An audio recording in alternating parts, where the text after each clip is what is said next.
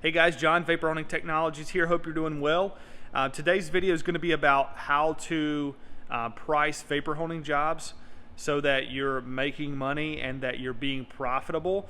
The first thing you have to do is you have to understand fixed cost and variable cost. A fixed cost is a cost that's not going to change over basically a certain period of time. Something that stays the same, let's say for example your power bill. I don't really like to classify that as a fixed cost because it can fluctuate. Specifically if you're doing a lot of vapor hunting and your air compressor's running a lot, things like that. You know, a fixed cost would be abrasive. Abrasive costs a certain amount every single time. So you have to understand the fixed cost concept first, and those are costs that are not going to change, so sit down and think about that. Again, everybody's different. Everybody has different fixed costs, and some people may have more than others. For example, your lease, your mortgage, that's going to be a fixed cost. But then let's look at variable cost, right? So those are costs that are ever changing, always fluctuating. So the more you use a vapor hunting machine, the more power you're going to consume. You know, the more amounts of abrasive and other consumables, nozzles, things like that you're going to consume, the more you blast. So you have to put a price on that. And what I would do is I would take all these costs once you figure out your fixed and your variable cost, and I would add them all up. And what you want to do is you want to try to figure out what an hourly cost for you is as far as operations go. You know, how much does it cost you to operate per hour in the business environment? If you guys are running a business, hopefully you've already done this.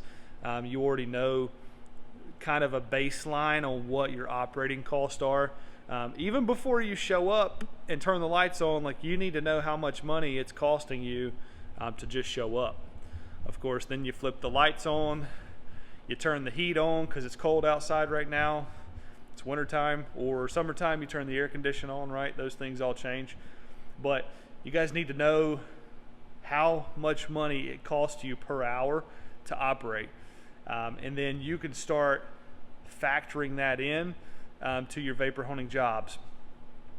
You can figure out how long it takes you to do certain parts.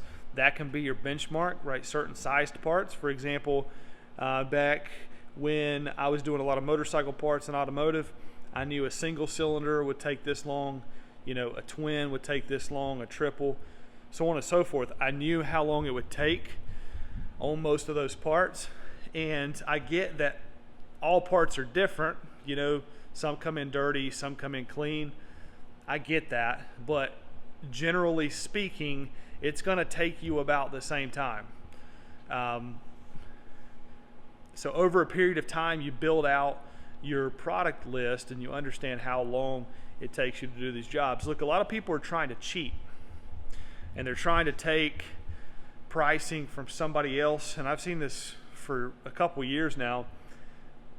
People are trying to take pricing from somebody else because they either don't know how to set their cost up and calculate the per hour, or they're just lazy and they want to try to rob that. But look, I'm here to tell you, your costs are going to be different than somebody else, more than likely. Some people are going to be extremely low operating costs. Some people are going to be high. Again, different parts of the country, rent costs different, right? Different amounts of rent per square foot. That's a biggie. Power consumption, some cost more, some cost less. But the point is, figure that out so that you can price your jobs properly, get in the groove, start doing the work. You're going to start understanding different sized parts, you know, take you certain amounts of time. And then you can look at that and then look at your operating cost and then figure out what your markup has to be so that you can be profitable. Because the main thing is, obviously, you want to be profitable, right? We're not trying to run a nonprofit business here. We're trying to be profitable and have a profitable entity so you can grow, your business. But hopefully that makes sense and helps you understand a little bit more on how to price jobs. Again, just figure out your variable and your fixed cost, and then as you build through this or go through this process, you'll understand what sized parts, you know, and how long it takes you basically on certain size parts to clean. And that's exactly how I did it. And that's exactly how I became and made a profitable business on the service side back in 2011 and 12, when nobody else in the world knew about vapor honing. But again, there are profitable means to vapor honing, and I'm here to tell you that if you get into the industrial side, extremely profitable. Powder coating companies, machine shops, these guys all need surface finishing or surface treatment or coating prep work done. And then of course all of your engine builders and then your hobbyists, everybody needs something cleaned, period. Things are dirty. And once people understand how these machines work, you can start selling that service. But if you need help, we're always here to help you. We'll answer as many questions as we can for you. We can't tell you how to run your business, unfortunately. We can just hopefully guide you in the right direction. We can certainly help you with the machine selection, something that fits not only for your budget but for your need as well. And that's what we pride ourselves in.